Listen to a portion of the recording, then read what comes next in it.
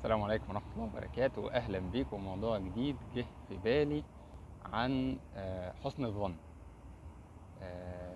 حسن الظن يعني أنت تشوف حاجة تديك إيحاء أو انطباع إن اللي حاصل ده مش صح، بس أنت مش عارف تفاصيله، فيبقى عندك حسن ظن في اللي قدامك إن هو أكيد ليه سبب.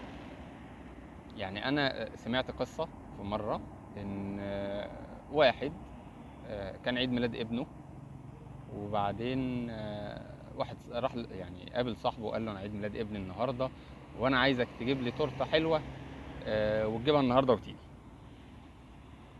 فالراجل قال له عينيا الاتنين.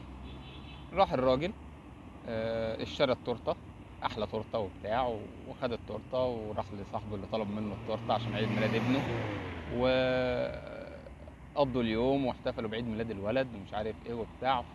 المهم الراجل ابو الولد، ولما صاحبه جاي يروح والله لا تاخد الايه حته التورته ديت للولاد في البيت، انا لفيتها لك وعملتها لك حلو.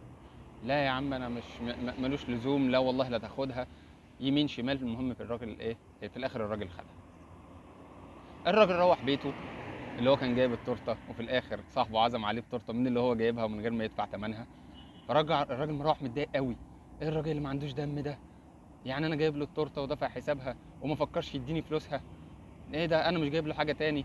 ومراته تقول له ايه يعني، انت ما تعرفش ظروفه وما تعرفش ايه اللي حاصل، يعني استنى اما تعرف عذره. لا ده اكيد ما عندوش دم.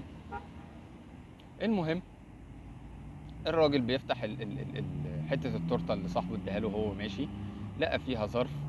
فتح الظرف لقى فيها فلوس التورته، ولقى فيها جواب او كلمتين كده من الراجل صاحبه ابو الولد، بيقول له انا كنت عارف ومتاكد ان انا لو اديتك فلوس التورته مش هتقبلها مني، فانا ايه عملتها لك بالشكل دوت ومتشكرين والكلام ده. الراجل طبعا يعني اتكسف من نفسه، بس ده يعلمنا ان التمس لاخيك الف عذر. يعني بيقال 70 وبيقال 1000، وانا افضل الالف، علشان لما تعذر اللي قدامك مش هتزعل منه. من انواع برضو الظن او حسن الظن تحديدا، حسن الظن في الله. حسن الظن في الله من اسمى وارقى انواع حسن الظن، وده ان شاء الله نتكلم فيه في الفيديو اللي جاي ان شاء الله. اتمنى يكون الفيديو عجبكم، ولو الفيديو عجبكم تعملوا له لايك، متنساش تعملوا اشتراك في القناه عشان يوصلكم كل جديد.